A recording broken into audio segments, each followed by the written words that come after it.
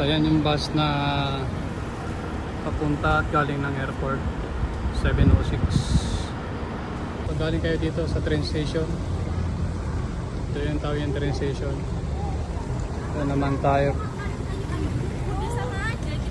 Ito tayo sa kanan, papuntang bahay. Papunta sa transient natin. Ito na rin po yung sakayan na papuntang airport na bus. Ito po. Yan, makita nyo itong karatula na to. Ito po ang sakayan ng bus at yung daanan papunta sa transient. Ito po yun. 7:06 bus papuntang airport. Yan po.